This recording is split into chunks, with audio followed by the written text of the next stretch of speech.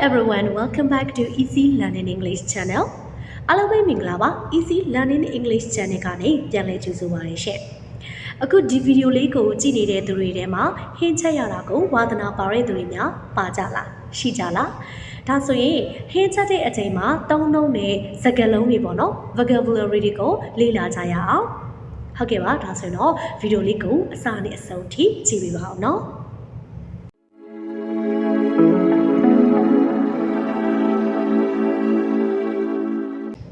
ပထမဆုံးအနေနဲ့ဟင်းချက်တဲ့အချိန်မှာဟင်းသီးဟင်းရွက်တွေအမေရိကိုချက်မဲ့အမေရိကို ingredient လို့ခေါ်ပါတယ် ingredient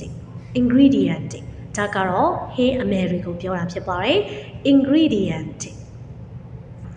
နောက်တစ်ခုကတော့ add add ပေါ့နော်ဒါကထည့်သည်ပေါင်းထည့်သည်လို့ပြောတာဖြစ်ပါတယ်ဥပမာ add more salt to the dish add more salt to the dishဟင်းလေးကိုစားထပ်ပြီးတော့မှထည့်လိုက်ပါဒီလိုထည့်လိုက်ပါထည့်သည်လို့ပြောတဲ့အခါမှာ add ကိုသုံးပါတယ် add နောက်တစ်ခုကတော့ bake ဆိုတာကတော့ဖောက်သည်ကင်သည်ဒီလိုနေရာတွေမှာ bake ကိုသုံးတယ် bake နောက်တစ်ခုကတော့ barbecue ကကြတော့အသားကင်တာကိုလည်း barbecue လို့ခေါ်ပြီးတော့မှဒီအသားကင်တဲ့ဖိုးကိုလည်း barbecue လို့ပဲခေါ်တယ် barbecue နောက်တစ်ခုကတော့ beat ဒါကမှုရည်သည်ခောက်သည်ခလောက်သည်ပေါ့နော်များသောအားဖြင့်သုံးတာကတော့ကြက်ဥတွေ cream တွေ butter တွေကိုမှုရည်ခောက်တဲ့နေရာမှာဆိုရင်တော့ဒီ beat ကိုသုံးပါတယ် beat the cream until it starts to thicken beat the cream until it starts to thicken ဒါကတော့ beat the cream ကိုမှုေလိုက်ပါလို့ပြောတာပေါ့နော်သူပြစ်သွားတဲ့အထိအောင်မှုေလိုက်ပါဒီလိုနေရာမှာဆိုလို့ရှိရင်တော့ဒီ beat ကိုသုံးပါတယ်နောက်တစ်ခုကတော့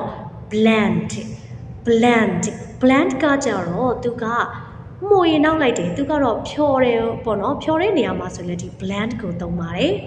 ရောနှောမှုေနောက်သည်ပေါ့နော်blend ဒီ blender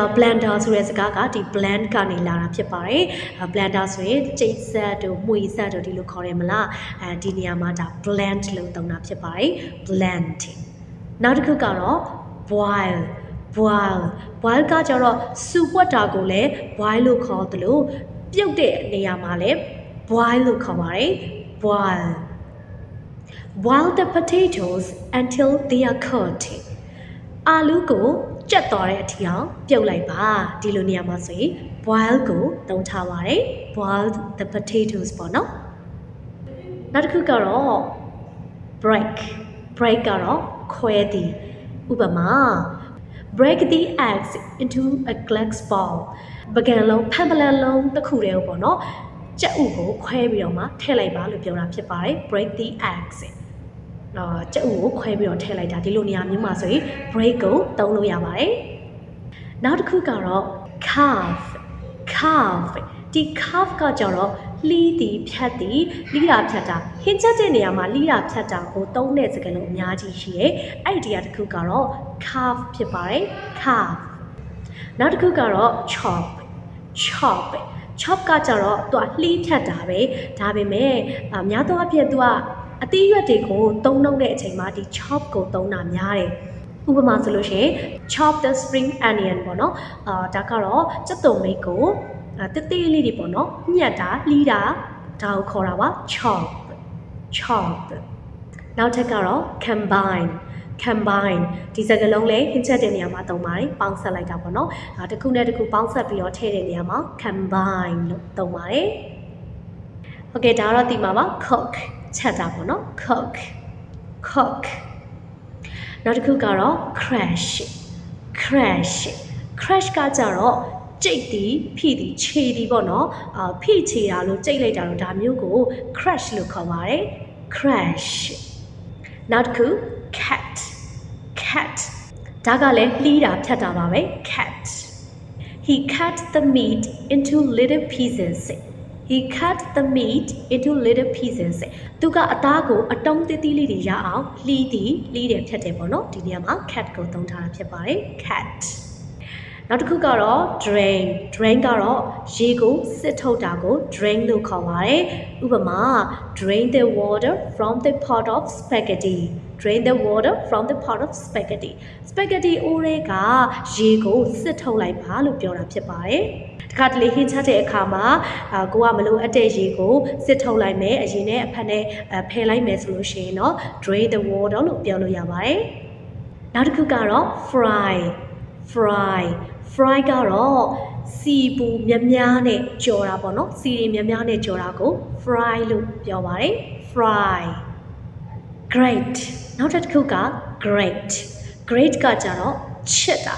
ဆိုတာမုံလာဥတို့အုံးသီးတို့ပေါ့နော်ဒါမျိုးတွေကိုချစ်တာပြီးတော့ cheese ဆိုလို့ရှိရင်လည်းဒီနိုင်ငံခြားသူတွေသုံးနေဆိုရင် cheese တွေကိုဒီလိုမျိုးလေးချစ်တယ်ပေါ့နော်အပေါ်ကနေချစ်ပြီးတော့ထည့်တယ်ဒါမျိုးကို great လို့ပြောပါတယ် great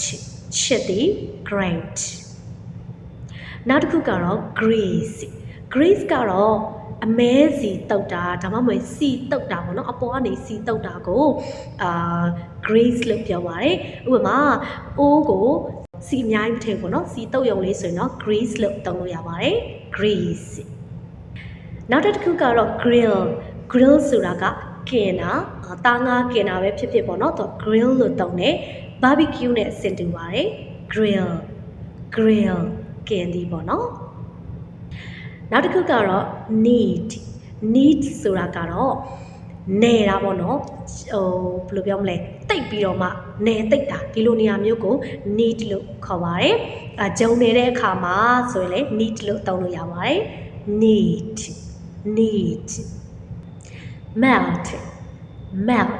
melt ကတော့အရေးပျော်သည်အရေးပျော်အောင်ပျော်ဝင်စေသည်ဖြောသည်ပေါ့နော်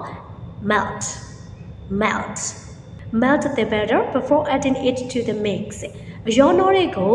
ဒီထောပတ်ကိုမထည့်ခင်အရေးပျော်အောင်လုပ်လိုက်ပါအရေးဖြော်လိုက်ပါလို့ပြောတာဖြစ်ပါတယ် melt the batter ပေါ့နော်ဒီလိုနေရာမျိုးမှာဆိုရင်တော့ melt ကိုသုံးရပါတယ်အရေးပျော်သည်အရေးပျော်အောင်လုပ်သည်ပေါ့နော် melt နောက်တစ်ခု mince ကကြတော့နှုတ်စင်တာကို mince လို့ပြောပါတယ် mince နောက်တစ်ခုကတော့ရောနှောတယ်ရောဆက်တယ်ဒါကို mix လို့ပြောပါတယ် mix ရောနှောလိုက်တယ်ထားပါတော့ no နဲ့ cream နဲ့ရောနှောလိုက်တဲ့အခါမျိုးတွေမှာ mix ကိုသုံးလို့ရပါတယ် mix နောက်တစ်ကတော့ peel ကအခွန်နွားသည်အခွန်ခွာသည်အခွန်နွားတဲ့အခါမှာ peel ကိုသုံးပါတယ် peel the potato ဆိုရင်တော့အာလူးကိုအခွန်နွားတာပေါ့နော် peel the potato pour ကကြတော့လောင်းထည့်တာကို pour လို့ခေါ်ပါတယ် pour the milk into a pot အိုးတဲ့ကိုနှုတ်ကိုပေါ့နော်လောင်းထည့်လိုက်ပါလို့ပြောတာပါ pour နောက်တစ်ကတော့ roast ကကြတော့ကင်သည်လှော်သည်ပြုတ်ကြော်လိုမျိုးလောက်တာကိုလေ roast လို့ပဲသုံးလို့ရပါတယ် roast နောက်တစ်ခုကတော့ saute ဆိုတာကတော့စီပူထိုးတာသူကကြော်တာတော့မဟုတ်ဘူးเนาะစီပူမှာခဏဘယ်လိုပြောမလဲအပူပေးတယ်ဆိုရုံလေးပဲစီပူထိုးလိုက်တာဒါကိုတော့ saute လို့ခေါ်ပါတယ် saute နောက်ထပ်ကတော့ scramble ဆိုတာကတော့ရောနှောမှွေနောက်တာရောပြီးတော့မှွေလိုက်တာဒါကို scramble လို့ခေါ်တယ်ဥပမာ scramble the eggs in a frying pan ဆိုတာကတော့ဒဲအိုးထဲမှာကြက်ဥကိုမှွေလိုက်တာဆိုတာဒီအကာရောအနှစ်ကောရောတော့မှွေလိုက်တာပေါ့နော်ဒါမျိုးကို scramble လို့ခေါ်ပါတယ် scramble နောက်တစ်ခုကတော့ sift ကကြတော့ပြာသည်ပြတယ်ဆိုတာကဘယ်လိုပြောမလဲအမုံလေးတွေပေါ့နော်ရအောင်လို့ပြတယ်စမ်းပြတာတို့ပြီးလို့ရှိရင်ဂျုံမုံဆိုလို့ရှိရင်လေစစ်ထုတ်တာပေါ့နော်အောက်မှာအမုံနုလေးတွေပဲကြာအောင်လို့ပြတယ်စကားချတယ်ပေါ့နော်ဒါကို sift လို့ခေါ်ပါတယ် sift နောက်တစ်ခုကတော့ slice ဆိုတာကတော့အချက်အလွာလေးဖြစ်အောင်လို့လှီးတာကို slice လို့ခေါ်ပါတယ်slice the potato ဆိုလို့ရှိရင်အာလူးကိုအချက်လိုက်လေးတွေအလွာလိုက်လေးတွေလှီးပါလို့ပြောတာပါ slice sprinkle ဆိုတာကတော့ဖြူတာကိုပြောတာပါ sprinkle sugar over the cake cake အပေါ်မှာတကြားဖြူလိုက်တာပေါ့နော်ဒါကို sprinkle လို့ခေါ်ပါတယ် sprinkle squeeze squeeze ဆိုတာကတော့ဖြစ်သည်ညှက်သည်ညှက်တာကို squeeze လို့ခေါ်တယ်ဥပမာတံမြာသည်ညှက်တာပြီးတော့လိမ္မော်သည်တို့ပေါ့နော်ဒီရှောက်သည်တို့ဒါမျိုးညှက်တဲ့နေရာမှာ squeeze လို့သုံးပါတယ် squeeze နောက်တစ်ခုကတော့ steam steam ဆိုတာကပေါင်းတာကို steam လို့ခေါ်တယ်ဥပမာကြက်ဥပေါင်းတို့ပေါက်စီပေါင်းတာတို့ဒါမျိုးကိုဆိုတော့ steam လို့ခေါ်တာပေါ့နော် steam နောက်တစ်ခုကတော့ star ဆိုတာကတော့မှုရတာပါမှုရတာပေါ့နော်အဆက်မပြတ်မှုရဒါမျိုးကို star လို့ခေါ်ပါတယ်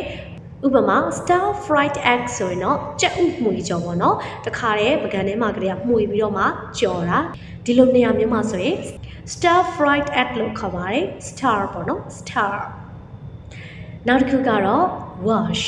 wash ဆိုတာကတော့စေးကြောတာ wash the strawberries before cutting them သူတို့ကပေါ့နော်မလီးခင်ပေါ့နော် strawberry တွေကိုစေးကြောလိုက်ပါလို့ပြောတာပါ wash ဆိုတာကဟင်းသီးဟင်းရွက်စေးကြောတာတွေကအသားငါးစေးကြောတာတွေကိုဒါတွေကို wash လို့သုံးလို့ရပါတယ် wash စေးကြောသည်ပေါ့နော်နောက်တစ်ခုကတော့ weigh ဆိုတာကတော့အလေးချိန်သည်ချိန်တွယ်သည်ကို weigh လို့ခေါ်ပါတယ်ကျမတို့တွေတခုခုမလုပ်ခင်ပေါ့နော်ကိုထဲတဲ့အချိုးစားမှန်အောင်လို့ချိန်စားရမယ်ဒီလိုနေရာမျိုးမှာတော့ weigh လို့ခေါ်ပါတယ် weigh နောက်တစ်ခုကတော့ wigs ကဒါက beat နဲ့လည်းတူပါတယ်ခောက်တယ်ပေါ့နော်မွေးသည်ခောက်သည်အဆက်မပြတ်ခောက်တယ်ပေါ့နော်ဒါမျိုးကို wigs လို့ခေါ်ပါတယ်ဟုတ်ကဲ့ပါဒီကနေ့ဗီဒီယိုလေးရဆိုရင်တော့ cooking vocabulary တွေပေါ့နော်ဟစ်ချက်တဲ့နေရာမှာအသုံးပြုတဲ့စကားလုံးလေးတွေကိုပြပြပေးခဲ့တာဖြစ်ပါတယ်အားလုံးအတွက်လည်းအကျိုးရှိစေမယ်လို့ထင်ပါတယ်ရှင့်တကယ်လို့ဗီဒီယိုလေးကိုကြိုက်တယ်ဆိုရင် like ပေးခဲ့ပေးပါဦးပြီးရင်ကျမတို့ရဲ့ Easy Learning English Channel လေးကိုလည်း subscribe လေးလုပ်ခဲ့ပေးပါဦးရှင့်ဒါဆိုရင်တော့နောက်တစ်နေ့ဗီဒီယိုလေးကြာမှပြန်လည်ပြီးတော့တွေ့ဆုံကြမယ်Thank you very much for watching and see you next time bye bye